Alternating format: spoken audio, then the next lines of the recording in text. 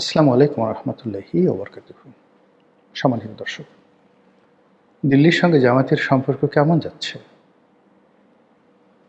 দিল্লির সাথে সম্পর্ক মানে শেখ হাসিনার সাথে সম্পর্ক এবং একই সঙ্গে দিল্লির যে সাউথ ব্লক রয়েছে, নর্থ ব্লক রয়েছে এবং নরেন্দ্র মোদী সরকার তাদের সঙ্গে সম্পর্ক কোন পর্যায়ে রয়েছে এই বিষয়গুলো নিয়ে আলোচনা করব। তার আগে হঠাৎ করে এরকম একটি প্রসঙ্গ আসলো কেন? কারণটা খুবই স্পষ্ট। সাম্প্রতিক সময় আপনারা দেখতে পাচ্ছেন যে জামাত অতিমাত্রায় চীনমুখী হয়ে পড়েছে এবং দিল্লির একটা মাথা ব্যথা হলো যে যারাই চীনের সঙ্গে খুব ঘনিষ্ঠ হয়ে যায় তাদেরকে নিয়ে জামাত যদি বেজিংমুখী হয়ে পড়ে তাদেরকে নিয়ে সঙ্গত কারণে দিল্লি উৎকণ্ঠিত হবে এবং তাদেরকে টেনে আনার চেষ্টা করবে। এটা হলো দিল্লির একটা স্বাভাবিক, যাকে বলা হয়, নীতি। ২ নম্বর হলো যে গত ১৭ মাস কিংবা তারও আগে মার্কিন যুক্তরাষ্ট্রের যে ডিপ স্টেট পলিসি ছিল সেই ডিপ স্টেট পলিসিতে আমরা জানি জামাতকে সর্বরকম পেট্রন করা হয়েছে আমেরিকার পক্ষ থেকে। কিন্তু গত নির্বাচনে যা কিছু হয়েছে, যেটিকে ম্যাটিকুলাস ডিজাইন বলেন কিংবা যেটিকে এক্সট্রা অর্ডিনারি ইঞ্জিনিয়ারিং বলেন, ইলেকশন ইঞ্জিনিয়ারিং বলেন, হোয়াট এভার মেবি, যেটা জামাত সরাসরি অভিযোগ করছে, সেই নির্বাচনের ফলাফল দেখার পর জামাত রীতিমতো তাণ্ডব, মানে তাজ্জব বনে গেছে। এর কারণ হলো যে তাদেরকে যেভাবে আশ্বাস দেওয়া হয়েছিল, প্রশ্বাস দেওয়া হয়েছিল, তাদেরকে যেভাবে সিকিউরিটি দেওয়া হয়েছিল, তাদেরকে যেভাবে ট্রেনিং দেওয়া হয়েছিল, সেক্ষেত্রে শেখ হাসিনার পতন পরবর্তী ১৭ মাস, এই ডটগুলো যদি মেলান, জামাতের ক্ষমতায় আসার সম্ভাবনা আমেরিকার পক্ষ থেকে একেবারে শতভাগ নিশ্চিত করা হয়েছিল। কিন্তু অল অন এ সাডেন হাদি হত্যাকাণ্ডের পর সম্ভবত আমেরিকা একটু ঢিল দেয়।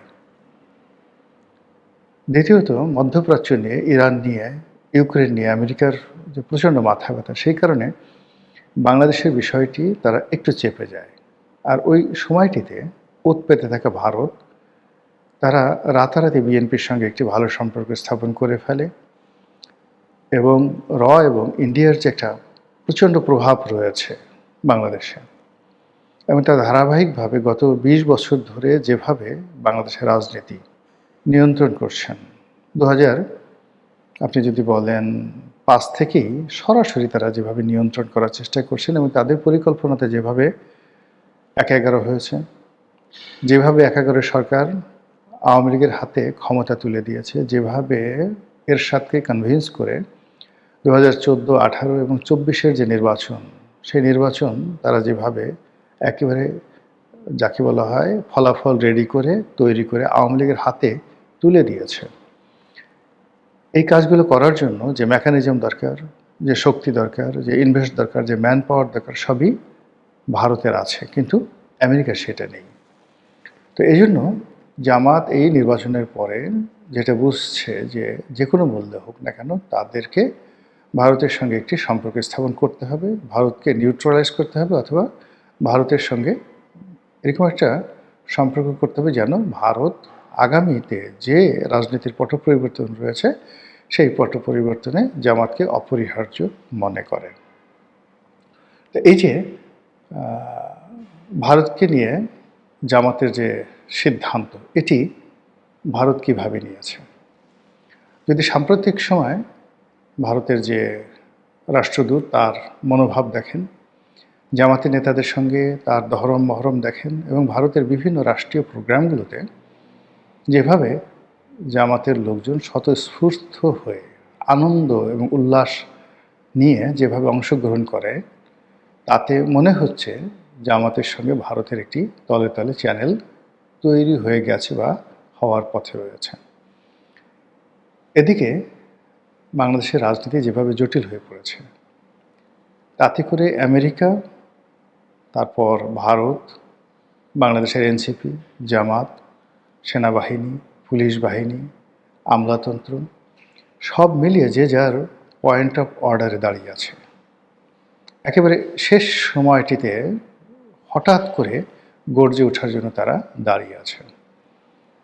এখন এই যে তাদের গর্জন, এই যে দাঁড়িয়ে ওঠার যে তাদের প্রবণতা, এটা আসলে কেন? মূল কারণ হলো যে আমেরিকার এখানে কতগুলো প্রাপ্তি আছে, চাওয়া আছে, এখানে তাদের বিনিয়োগ আছে। সেই চাওয়া পাওয়াগুলো ডক্টর মোহাম্মদ ইউনূসের দ্বারা হয়নি বলেই তারা এই বর্তমান সরকারের সঙ্গে একটি ইতিবাচক সম্পর্ক রক্ষা করে চলেছে। তাদের দুজন গুরুত্বপূর্ণ এখানে ব্যক্তি, বিডার আশিক এবং পররাষ্ট্রমন্ত্রী খলিলুর রহমান, এই দুজন এখনও পর্যন্ত সরকারের গুরুত্বপূর্ণ ব্যক্তি হিসেবে রয়ে গেছে।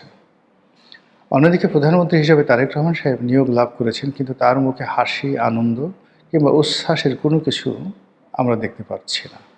মনে হচ্ছে পিছন দিক থেকে কেউ যেন তাকে কিছু একটা বলছে, ভদ্র ভাষায় এই পর্যন্তই বলা যায়, এর বাইরে আর কিছু বলার দরকার নেই। ফলে এককভাবে কোনো সিদ্ধান্ত নেওয়া, এককভাবে কোনো বড় কিছু করা, প্ল্যান করা, পরিকল্পনা করা, এই জিনিসগুলো তিনি করতে পারছেন না বা সামনেও পারবেন না।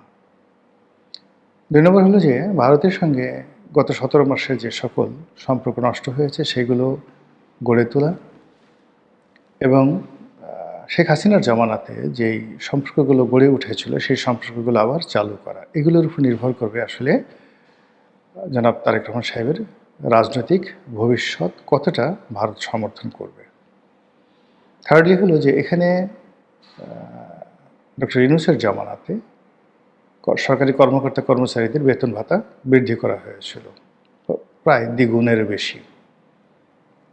তো সেই দ্বিগুণের বেশি বেতন ভাতা দিতে গেলে সরকারের যে রাজস্ব খাত বা আমাদের যে অভ্যন্তরীণ আয়, সেখান থেকে ১,২০,০০০ কোটি টাকা অতিরিক্ত লাগবে প্রতি বছর।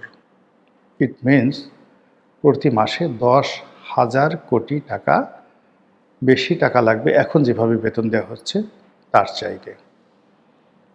ডক্টর মোহাম্মদ ইউনূস এসকেপ করে গেছেন, কিন্তু এটা তারেক রহমান সাহেবকে মোকাবেলা করতে হবে এবং খুব দ্রুত তাকে এই ব্যাপারে সিদ্ধান্ত নিতে হবে, হা অথবা না। ৩ নম্বর হলো যে জুলাই সনদ থেকে শুরু করে অন্যান্য যে সকল বিষয় রয়েছে, সেই জুলাই সনদের বিষয়েও তাকে সিদ্ধান্ত নিতে হবে এবং এগুলো নিয়ে আলটিমেটলি রাজনীতির যে অঙ্গন এটি উত্তপ্ত হয়ে পড়েছে, ভীষণ রকম উত্তপ্ত হয়ে পড়েছে। তো কাজেই বিএনপির জন্য রাজনীতি সামনের যে ২ থেকে ৩টি মাস ভীষণ রকম একটি টালমাটাল অবস্থা সেখানে যাবে। সেই টালমাটাল অবস্থার মধ্যে তারা কতটা ভালো করতে পারবে না পারবে সেটা তাদের ব্যাপার, কিন্তু এই সময়টিকে জামাত কাজে লাগাতে চাচ্ছে। যে পরিস্থিতি যদি টালমাটাল হয়ে যায় এবং সেক্ষেত্রে জামাতের জন্য যদি আবার নতুন করে কোনো অপরচুনিটি আসে, সেই অপরচুনিটি তারা অতীতের মতো হেলায় হারাবে না, অতীতের মতো ভুল করবে না এবং গত ১৭ মাসে তারা যে সকল খানাখন্দক তৈরি করেছে রাজনীতিতে সেইগুলো করবে না। এটাই স্বাভাবিক। যদি এই ধারা তাদের মধ্যে থাকে, সঙ্গত কারণে ভারত যদি তাদেরকে সুযোগ দেয় তারা ভারতের সঙ্গে নেগোসিয়েশনে দৌড়ে দৌড়ে যাবে। আর অন্যদিকে বুবু আমাদের আপা জননেত্রী শেখ হাসিনা, তার সঙ্গে জামাতের যে সম্পর্ক এর আগেও বেশ কয়েকবার হয়েছে, বিএনপির সঙ্গে কখনো হয়নি, কিন্তু জামাতের সঙ্গে একাধিকবার তাদের সম্পর্ক হয়েছে। তো সেই সম্পর্কের যে ধারাবাহিকতা, সেই ধারাবাহিকতায় যদি আপার পক্ষ থেকে কোনো প্রস্তাব যায়, আমিরের জামাতের সভাপতির পক্ষ থেকে যদি কোনো প্রস্তাব যায় এবং সেক্ষেত্রে যদি তলে তলে ছাড় দেওয়ার মতো কোনো ব্যবস্থা হয়, রাজনৈতিক প্ল্যান প্রোগ্রামগুলোতে যদি একে অপরকে ছাড় দেয়, একে অপরকে সমর্থন দেয়, আপনার কাছে কী মনে হয় রাজনীতি খুবই জটিল এবং কুটিল হয়ে যাবে না? দেখা যাক কি হয় আমাদের রাজনীতির ভবিষ্যৎ। আসসালামু আলাইকুম রহমতুল্লাহি ওয়া বারাকাতুহু।